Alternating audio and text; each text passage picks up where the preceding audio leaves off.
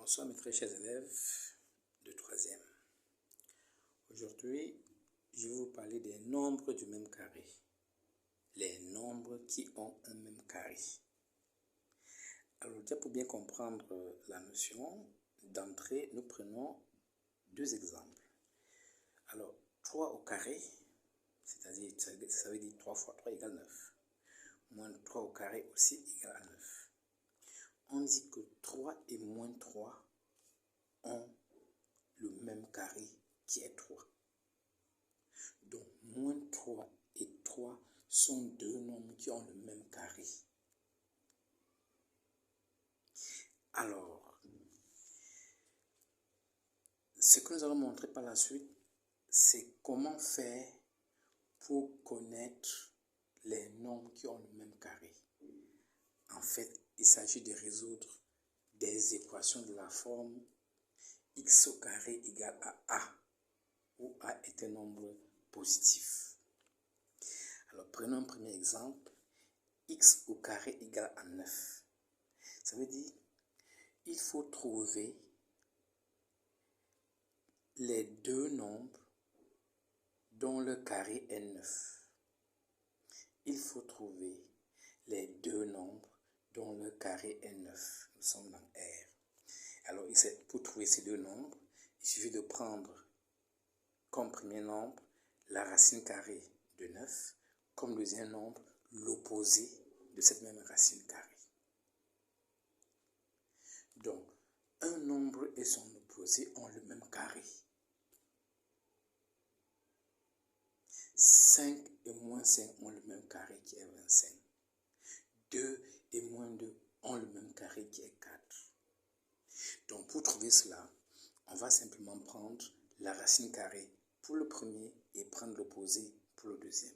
Un autre exemple, x au carré égale à 27. Nous voulons chercher les deux nombres dont le carré est 27. Le premier, c'est x égale à racine carrée de 27. Le deuxième, c'est l'opposé, x égale à moins racine de 27. Si vous êtes apte dans les calculs avec les racines carrées, 27 signifie 9 fois 3, c'est-à-dire racine de 9 fois racine de 3. Et racine de 9 étant 3, on peut écrire simplement 3 racine de 3. Nous avons traité des vidéos où on apprend comment réduire avec les racines carrées. Donc, x égale à 3 racines de 3 ou x égale à moins 3 racines de 3, ces deux nombres-là ont le même carré. Pour preuve, si vous prenez 3 racines de 3 le tout au carré, vous obtenez 27. Si vous prenez aussi moins 3 racines de 3 le tout au carré, vous obtenez également 27. Et dans la solution, comme c'est une équation, est-ce que vous voyez? Nous avons x carré égale à 1, c'est le même raisonnement, et nous trouvons x égale à 1, ou son opposé, x égale à moins 1. Un autre exemple, un tout petit peu, pas difficile, mais un peu compliqué, il faut réfléchir.